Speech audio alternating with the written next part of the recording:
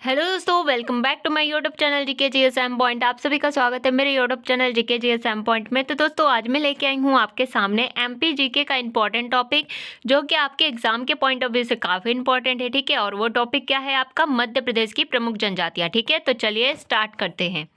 तो दोस्तों, यहाँ पे पहला क्वेश्चन है आपके सामने कि निम्नलिखित में से कौन सी मध्य प्रदेश की एक जनजाति नहीं है। ठीक है, क्या पूछा है आपसे कि निम्नलिखित में से जो ऑप्शन दिए गए हैं इनमें से कौन सी मध्य प्रदेश की एक जनजाति नहीं है। तो दोस्तों, वो कौन सी है? वो है आपका भोटिया। ठीक है, भोटिया जो है ये मध्य प्रदेश की जनजाति नहीं है। भोटिया कहाँ की जनजाति है दोस्तों? ये हिमाचल प्रदेश की जनजाति है। कहाँ की? हिमाचल प्रदेश की भोटिया या भाटिया क्या है दोस्तों? जनजाति है। ठीक है, तो इसका राइट आंसर है ऑप्शन नंबर थर्ड। आगे बढ़ते हैं, अगला क्वेश्चन क्या है? अगला क्वेश्चन है यहाँ पे कि मध्य प्रदेश, ठीक है, मध्य प्रदेश में अनुसूचित जनजातियों का लगभग प्रतिशत है। ठीक है, अनुसूचित जनजाति की बात कर रहा है, मतलब एसटी कैटेगरी की बात कर रहा है कि इनके लगभग कितना प्रतिशत है मध्य प्रदेश में। तो दोस्तों, एसटी कैटेगरी वालों का मध्य प्रदेश में लगभग 21% है। कितना? 21% जो है अनुसूचित जनजाति जो है मध्य प्रदेश में निवास करती है। ठीक है, तो ऑप्शन नंबर ए क्या है इसका? राइट आंसर है। और अगर अनुसूचित जाति की बात करेगा तो दोस्तों आप क्या बताओगे? अनुसूचित जाति जो है ये 15.61% निवास करती है। कहाँ? मध्य प्रदेश में। ठीक है, तो मध्य प्रदेश में अनुसूचित जनजाति कितने परसेंट पाई जाती है? 21%।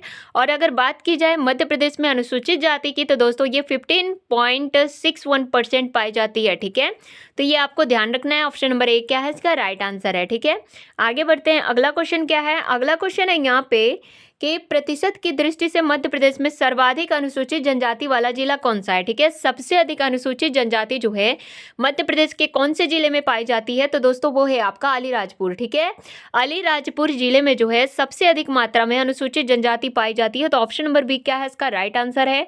ठीक है, कितना प्रतिशत पाई जाती है? तो दोस्तों 89%। ठीक है, कितना पाई जाती है? 89% जो है अलीराजपुर में अनुसूचित जनजाति पाई जाती है। ठीक है, तो ऑप्शन नंबर बी क्या है इसका? राइट आंसर है। अब एक टेबल के थ्रू हम समझते हैं। ठीक है, देखिए यहाँ पे सर्वाधिक अनुसूचित जनजाति जनसंख्या परसेंट वाले जिले कौन कौन से हैं? तो देखिए दोस्तों, अलीराजपुर में कितने परसेंट पाए जाते हैं? 89%। झाबुआ में कितने परसेंट पाए जाते हैं? 87%। बड़वानी में कितने परसेंट पाए जाते हैं? तो 69.4% पाए जाते हैं। तो ये भी आपको ध्यान रखना है। और अगर सबसे कम की अगर बात की जाए कि सबसे कम जनजाति जो है, ठीक है, सबसे कम अनुसूचित जनजाति मध्य प्रदेश के किस जिले में पाई जाती है? तो दोस्तों किस जिले में पाई जाती है? भिंड में। ठीक है, कहाँ? भिंड में। भिंड में कितने परसेंट? 0.4% पाई जाती है। ठीक है, तो ये भी आपको ध्यान रखना है, सबसे कम की अगर बात की जाए। और ज़्यादा की बात की जाए तो अलीराजपुर में। ठीक है, आगे बढ़ते हैं, अगला क्वेश्चन है यहाँ पे पूछ रहा है कि जोबाट के भील किस प्रकार की दरी बनाते हैं? तो दोस्तों जोबाट के जो भील होते हैं ये पुंजा दरियां बनाते हैं। कैसा बनाते हैं? पुंजा दरिया बनाते हैं। ठीक है, तो ऑप्शन नंबर 4 क्या है इसका? राइट आंसर है। ठीक है दोस्तों, चलिए आगे बढ़ते हैं, अगला क्वेश्चन क्या है? अगला क्वेश्चन है यहाँ पे पूछ रहा है आपसे कि प्रतिशत की दृष्टि से मध्य प्रदेश में न्यूनतम अनुसूचित जनजाति वाला जिला कौन सा है? ठीक है, न्यूनतम अनुसूचित जनजाति वाला जिला तो दोस्तों कौन सा है? वो है भिंड। भिंड में कितने परसेंट है? 0.4% जो है जनजाति पाई जाती है। ठीक है, मध्य प्रदेश में। तो ऑप्शन नंबर बी क्या है इसका? राइट आंसर है।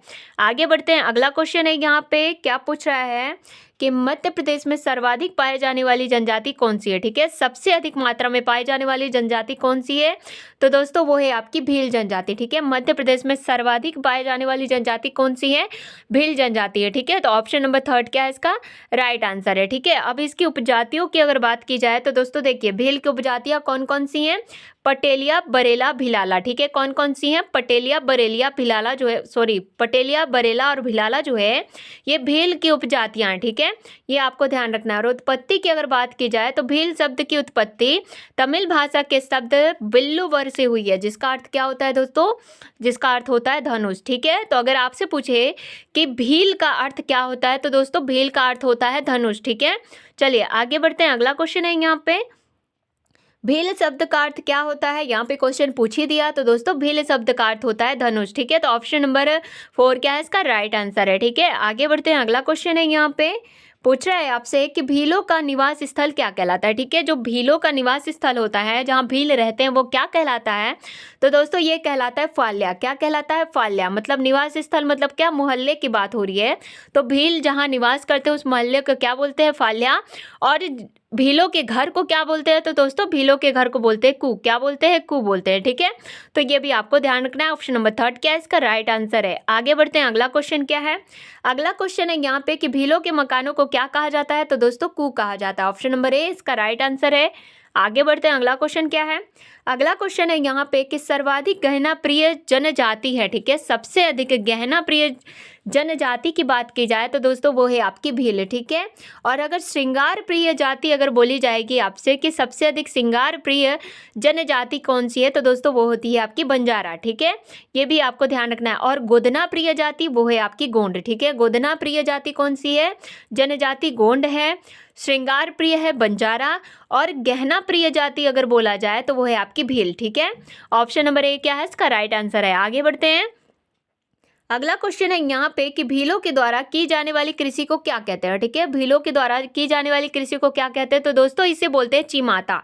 क्या बोलते हैं? चीमाता बोलते हैं। तो ऑप्शन नंबर ए क्या है इसका राइट आंसर है। ठीक है, आगे बढ़ते हैं। अब यहाँ पे देखिए, यहाँ पे आप देख सकते हैं भीलों के द्वारा की जाने वाली है आपकी चीमाता। ठीक है, चीमाता भील जनजाति व दहिया बेबर बैगा जनजाति की झूम कृषि है। ठीक है, इसे क्या और बोला जाता है? झूम कृषि भी बोला जाता है। ठीक है, चीमाता को क्या बोला जाता है? झूम कृषि। तो इसमें आपको बिल्कुल भी क्या नहीं होना है दोस्तों, सस्पेंस नहीं रखना है। ठीक है, झूमिंग नहीं, झूम कृषि बोलेगा या चीमाता बोलेगा तो दोनों का मतलब एक ही है। ठीक है, आगे बढ़ते हैं, अगला क्वेश्चन क्या है? अगला क्वेश्चन है यहाँ पे कि भील जनजाति से संबंधित नहीं है। ठीक है, भील जनजाति से क्या संबंधित नहीं है? तो दोस्तों इसका राइट आंसर है कर्मा नृत्य। ठीक है, कर्मा नृत्य किससे संबंधित है दोस्तों? तो दोस्तों अगर आपसे बात की जाए यहाँ पे कि भील जनजाति से संबंधित नहीं है, तो दोस्तों भील जनजाति से जो है ना कर्मा नृत्य संबंधित नहीं है, क्योंकि कर्मा किसका प्रिय नृत्य है दोस्तों? ये है आपका बैगा जनजाति का। किसका? बैगा जनजाति का। ठीक है, तो ये आपको ध्यान रखना है। ठीक है, भील जनजाति से संबंधित नहीं है कर्मा नृत्य। आगे बढ़ते हैं, अब यहाँ पे दिया क्या है? पिथौरा चित्रकला, गवरी नाट्य और नंदना प्रिंट। ठीक है, ये क्या है? भील जनजाति से संबंधित है।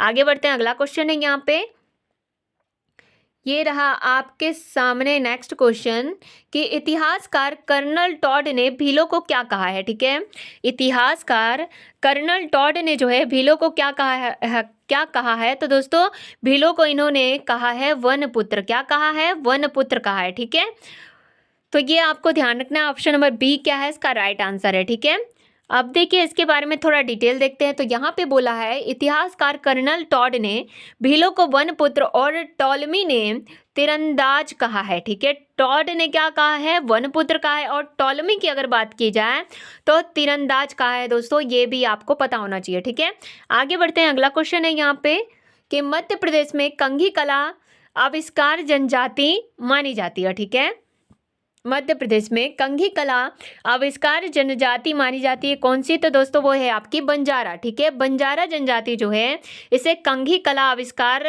जनजाति माना जाता है। ठीक है, तो ऑप्शन नंबर 3 क्या है इसका राइट आंसर है। ठीक है, अब इसके बारे में डिटेल देखते हैं।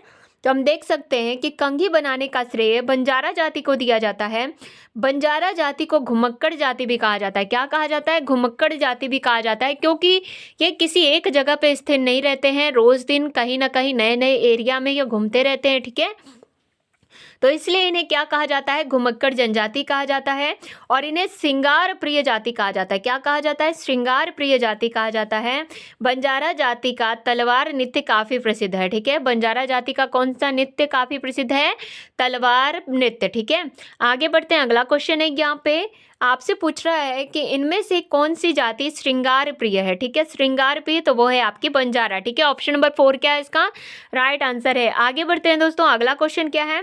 अगला क्वेश्चन है सैतम नृत्य किस जनजाति से संबंधित है। ठीक है, सैतम नृत्य की बात की जा रही है कि कौन से जनजाति से संबंधित है। तो दोस्तों ये भारिया जनजाति से, किससे?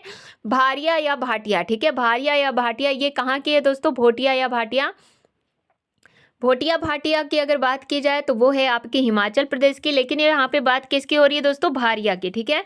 भारिया जनजाति जो है ये सैतम नृत्य से संबंधित है, ठीक है। तो ऑप्शन नंबर ए क्या है इसका राइट आंसर है, ठीक है। अब इसके बारे में डिटेल देखते हैं। तो इसके बारे में बताया गया है दोस्तों, आप देख सकते हैं कि भारिया जनजाति द्वारा, ठीक है, भारिया जनजाति द्वारा जो है क्या क्या किया जाता है, तो दोस्तों भड़म और सैतम, ठीक है। कौन से नृत्य किया जाता है, भड़म और सैतम किया जाता है, किसके द्वारा, भारिया जनजाति के द्वारा।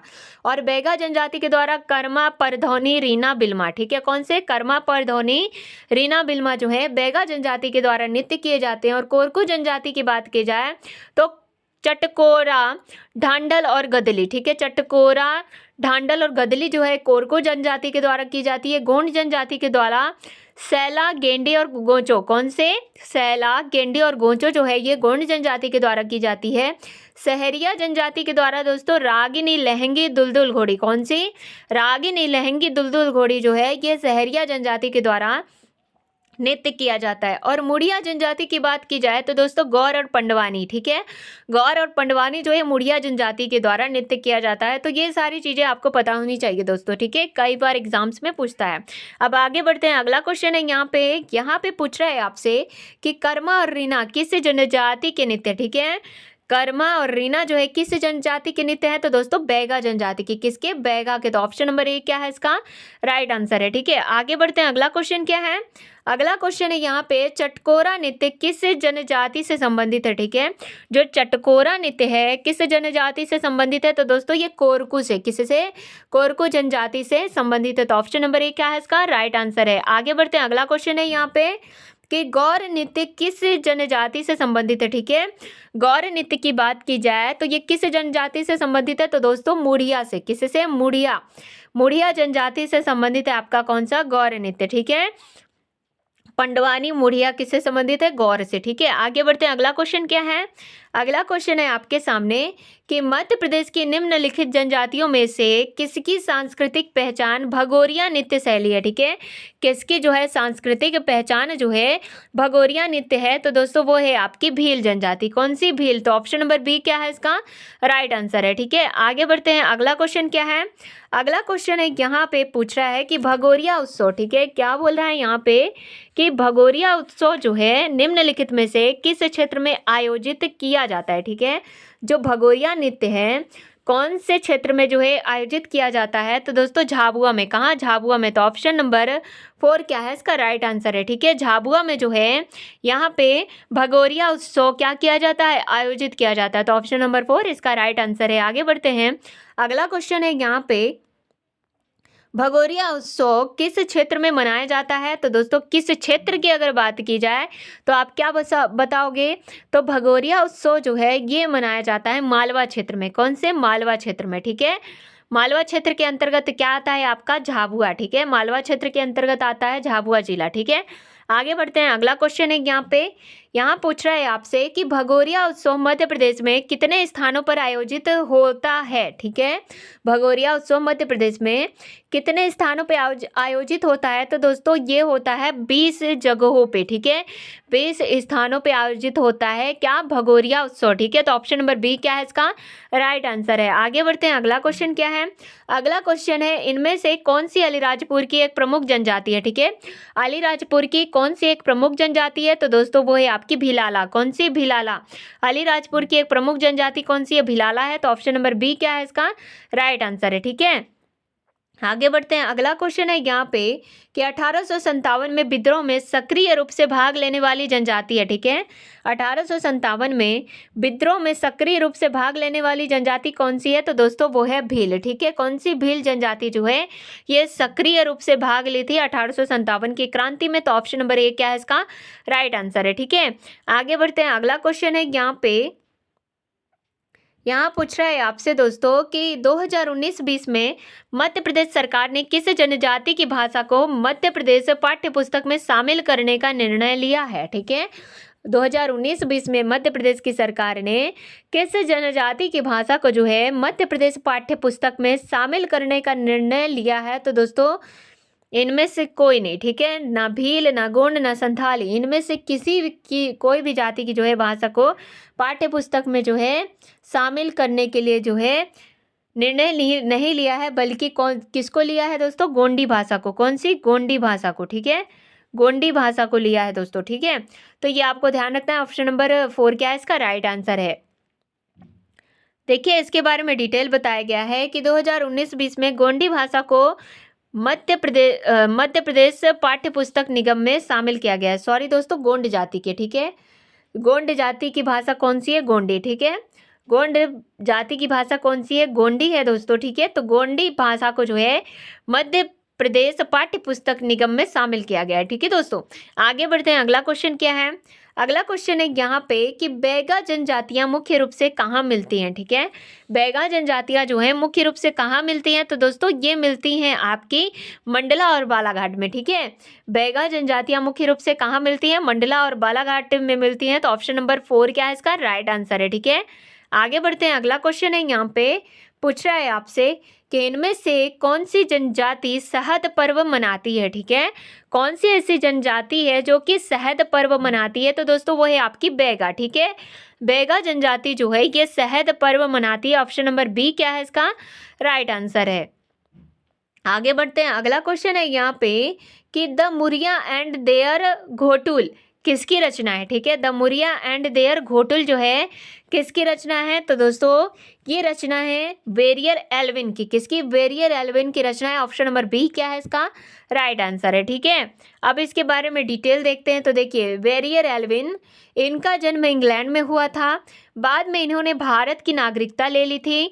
इनकी प्रमुख पुस्तकें कौन कौन सी है? द बैगा, और दूसरा कौन सा है? The Muria and their Ghotul, ठीक है। तो ये आपको पता होना चाहिए। चलिए आगे बढ़ते हैं। अगला क्वेश्चन क्या है? अगला क्वेश्चन है द बैगा पुस्तक के लेखक कौन से हैं? तो दोस्तों अभी हम लोगों ने ऊपर देखा वेरियर एल्विन जो है द बैगा पुस्तक के लेखक है, और the Muria and their Ghotul ये दो पुस्तकें किसकी हैं? वेरियर एल्विन की, ठीक है।